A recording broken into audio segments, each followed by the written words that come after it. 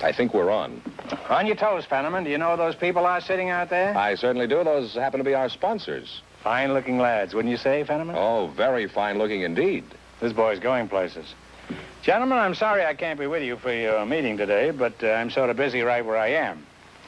As a matter of fact, we just completed the first You Bet Your Life show for the fall radio and television season.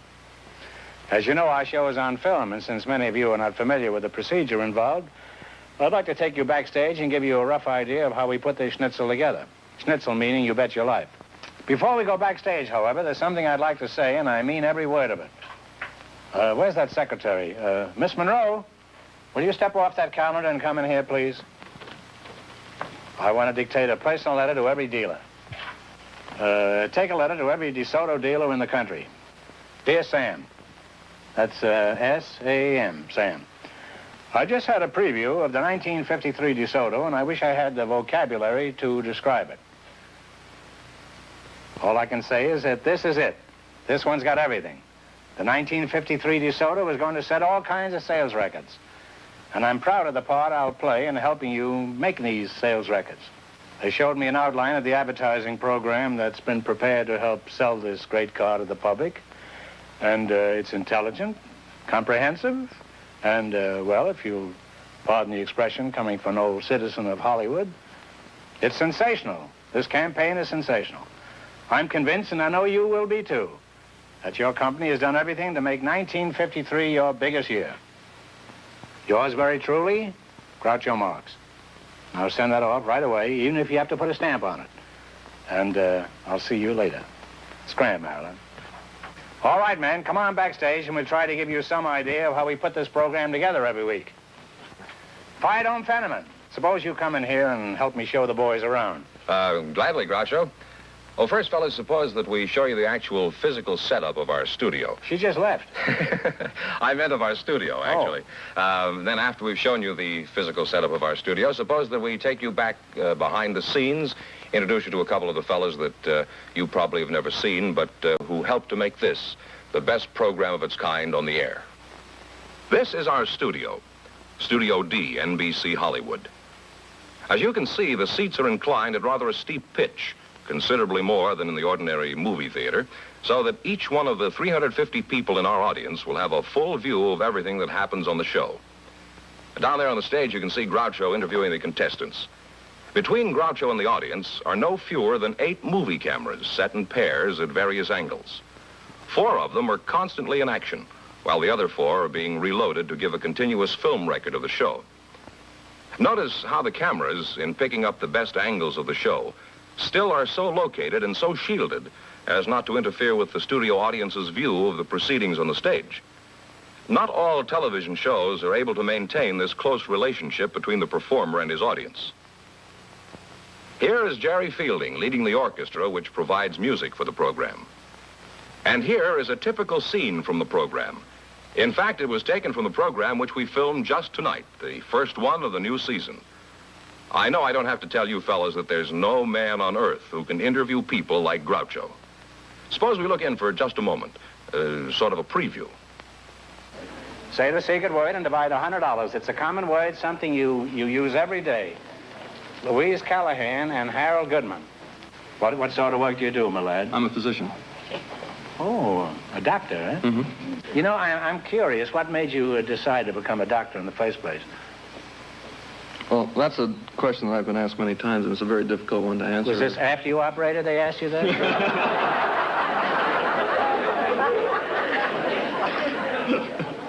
Well, how do you answer that query? The answer of necessity has to be very nebulous and vague, and I just can't give you a specific... Well, we don't object to a nebulous answer. You don't? Oh, no. Well, it offers a great... You'd be surprised how nebulous we can get on this show. I've seen you before, and yes. I'm sure that...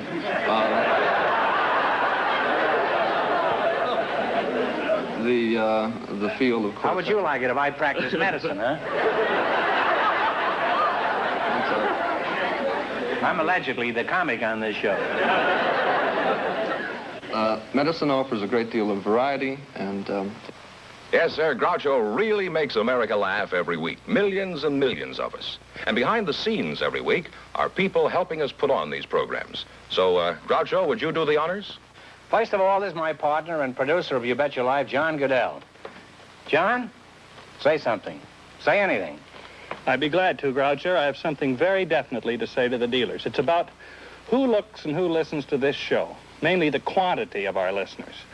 There's a rating service there must be a dozen different rating services that tell you how many people are looking and listening to your radio and television show. Now, I have a couple notes here of how many have been listening to the Groucho show and looking at it during this last year. Right at this moment, we're number one on any radio show in the whole nation. And there's about 200 radio shows listed. We're number one out of 200. All last season, we were in the top 10 shows, top 10 out of 200, and usually in the top 5. Let me see that. See the notes. I need my notes, please. Maybe I better ask for more money, huh? In television, it's just about the same thing. Now, the remarkable thing about that is we got the same show on radio as we have on television, and yet we're number one or in the top 5 or 10 in television, the same as we are in radio. And there's about 200 television shows, too. Number 1 out of 200, number 3 or 4 out of 200. That's really up there. It's really so remarkable that right here in Los Angeles, we were number 1 last week in both radio and television at the same time. It's so remarkable it was on the front page of the paper. Now, let's see what that means in number of people. The average audience of a radio show, of our particular radio show with this rating, means 10 million people. And in television, it means 18 million people. That means 28 million people a week, on the average, are looking or listening to this particular show. That's without my family. Yeah, well, we don't count them because they don't have a phone. They can't contact them for the rating service. You couldn't count them anyhow. That means 1 out of 6 people in the United States are looking or listening to this show every week. What are the other 5 doing, John? And these aren't just passive people. These are people that are interested in Groucho. He gets through to them. He gets into their hearts. And then you add to that what we've got to sell. A 1953 DeSoto and all its great advantages. You put those two things in combination and you've got something that no competitor can approach. Right, Groucho? Unqualifiedly. I hope you were listening. Now, we'd like naturally to think that nobody else had anything to do with putting on this show. First, but I'm afraid that the noise would get to you sooner or later that there are some little help on this show. Perhaps you may have noticed at the end of the show there's a list of words of credits and so on. They're really not connected to the 4 or 5 spot announcements that follow the show. They are part of the show, and a couple of names on there are Bob Dwan and Bernie Smith, co-directors. A very integral part, an important part of putting on these shows every week. And I'd like to introduce one of the co-directors now, Bernie Smith, and he can tell you what he does. Come on in, Bernie. Well, yeah. Bernie, there he is. Gotcha. That's your name, huh? Bernie Smith, huh? Yes, sir. Where are you from, Bernie? I'm from San Diego. Oh, that's a nice place to be from. Yes. Well, John, no, we have a very good dealer, though. Presume that you would like to have me describe a little bit what I do on the show. I've often wondered. And, I'd like to have you do that. I will do forthwith without any interruptions, I hope. No, there'll be no interruptions. I may butt in occasionally. Briefly, my job is to locate people who have something to say and who will say it when they get on the stage, despite the fact that they have an opportunity to win a great amount of money. There are 8 cameras staring at them, 350 people in the audience laughing at them, and Mr. Marx sitting on his stool doing his best to see that they enjoy themselves. So we have 3 sources for our contestants.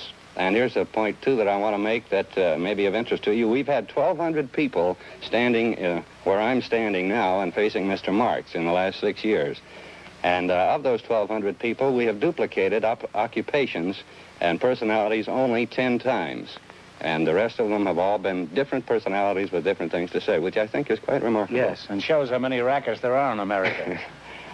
We have 3 sources for our contestants. The most important is the studio audience, of course. Now, because of the vast amount of money that we disperse so willingly, we attract the type of people that we're looking for. We can usually bank on finding several housewives in the audience who have something to say, and maybe they met their wife or their husband while swimming the channel or something like that. Before the show starts, George Fenneman goes out on stage and asks for people in the audience to volunteer, people who have something to say and who have odd occupations. Groucho never sees them, has nothing to do with them until they eventually wind up here opposite him on the stool. That's true. And once the show is over, they have nothing to do with me. George sends them to the back of the house, and I have a crew that goes back with me, and we listen to the people, and we look them over for appearance and for their glibness and imagination, and Get an generally... occasional phone number? Well, what they have to say, and I have a little book. Briefly, that's what I do. I consider it quite important, and it's been a wonderful experience working with Mr. Marx. I have only one goal in life. The next time the jackpot gets to $6,000, I'm going to be a contestant. And so that takes care of me. And I'm going to be your partner, Bernie. That's right. Well, that takes care of me. I'd like to introduce the man who directs the performance and who has a great deal to do with putting the show together afterward, the one, the only, Bob Dwan. Where is he? Oh, here he is. Here's Laughing Bob. Yes. There they are, Bob and Ray. Thank you, Mr. Smith. I'd like... Desmond, my name isn't Smith. I want to explain a little bit about Don't you know who I am yet? Yes, I do. After 6 years, I am well acquainted. Who am I? The one, the only, Groucho. That's what's my line? I would like to explain a little about how we, why and how we edit the show. I think you should. I think you owe it to these people. Yeah. Well, it may be a little surprising to realize that the technique that we've developed on this show really sprang from one that was started by the Army with the idea of eliminating commercials from radio shows. This technique of taking commercials out so they could be sent overseas, we picked up and developed into a very successful commercial operation, but specifically for you, Groucho, and the type of show we wanted to put on. It had two things in mind. It allowed us to bring up real people, not actors. We always had a theory that to bring up a real plumber, and if you make a few insulting remarks about plumbers, it's twice as funny to have a real plumber there than an actor playing the part of a plumber. Yes. Especially if there's a leak someplace around. Yeah. So this allows us to bring untrained people up there, let them say whatever they want, and also allows you to say the first thing that comes into your mind.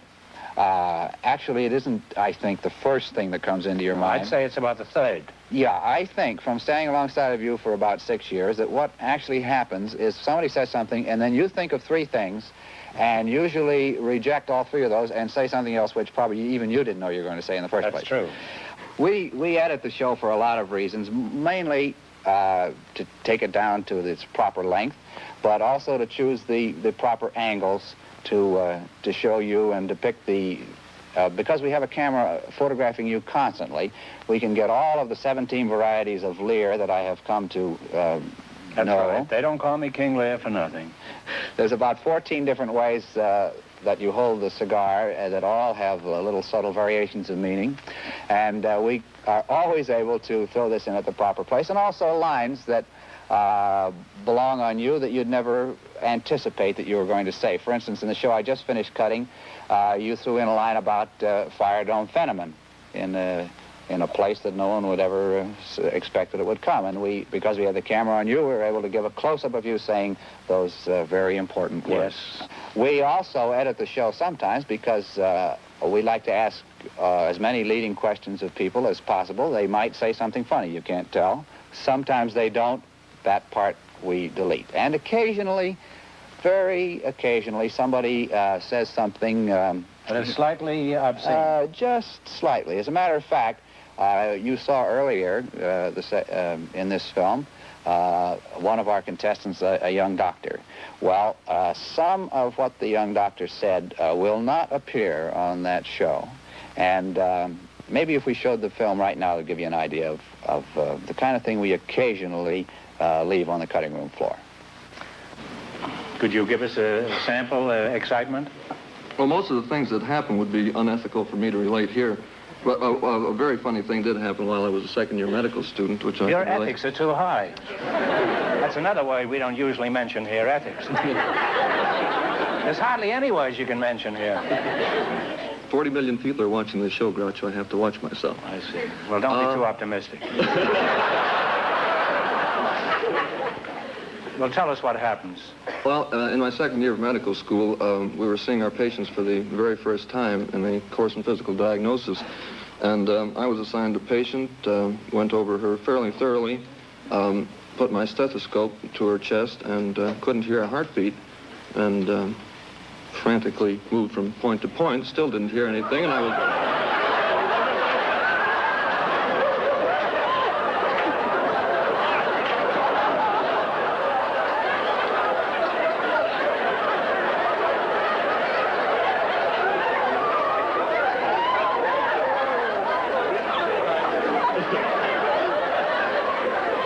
Would you mind repeating that and keep... This was a male patient. What's that? We'll go back and make it a male patient. Let's have the story over again and keep it clean this time. Where do you want me to start? Well, now you met all the brain trusts who stand in back of me each week. My producer, John Goodell, and my two directors, Bob Dwan and Blaney Smith. Next, I'd like to present a person who isn't very familiar to you, and unfortunately isn't very familiar with me either. Miss Monroe, would you mind coming in with your calendar again? I take a postscript of their letter to all the dealers. You got a friend for one of these dealers? P.S. Maybe you never realized it, but the new 1953 DeSoto was going to set a record for automobile advertising. More people will hear about the 1953 DeSoto than any other automobile in history. You see that? That's what they told me. I'm convinced the advertising will do a great job. From what I hear, so will you dealers. And oh, yes, don't forget little old me. And don't you forget little old me either. I'm a DeSoto salesman, too, and I promise you I'll personally be doing everything I can to help sell the 1953 DeSoto at every opportunity. In our commercials, in our ads, I don't trust you. Okay. And, of course, at that special place in every one of our programs on radio and television, which I'm told has been repeated thousands and thousands of times throughout the country. Friends, go in and see your DeSoto Plymouth dealer tomorrow. And when you do, tell him Groucho sent you. I think we're on. On your toes, Fenneman. Do you know who those people are sitting out there? I certainly do. Those happen to be our sponsors. Fine-looking lads, wouldn't you say, Fenneman? Oh, very fine-looking indeed. This boy's going places. Gentlemen, I'm sorry I can't be with you for your meeting today, but I'm sort of busy right where I am. As a matter of fact, we just completed the first You Bet Your Life show for the fall radio and television season. As you know, our show is on film, and since many of you are not familiar with the procedure involved, I'd like to take you backstage and give you a rough idea of how we put this schnitzel together. Schnitzel meaning You Bet Your Life. Before we go backstage, however, there's something I'd like to say, and I mean every word of it. Where's that secretary? Miss Monroe, will you step off that calendar and come in here, please? I want to dictate a personal letter to every dealer. Take a letter to every DeSoto dealer in the country. Dear Sam. That's S-A-M, Sam. I just had a preview of the 1953 DeSoto, and I wish I had the vocabulary to describe it. All I can say is that this is it. This one's got everything. The 1953 DeSoto is going to set all kinds of sales records. And I'm proud of the part I'll play in helping you make these sales records. They showed me an outline of the advertising program that's been prepared to help sell this great car to the public. And it's intelligent, comprehensive, and, well, if you'll pardon the expression coming from an old citizen of Hollywood, it's sensational. This campaign is sensational. I'm convinced, and I know you will be too, that your company has done everything to make 1953 your biggest year.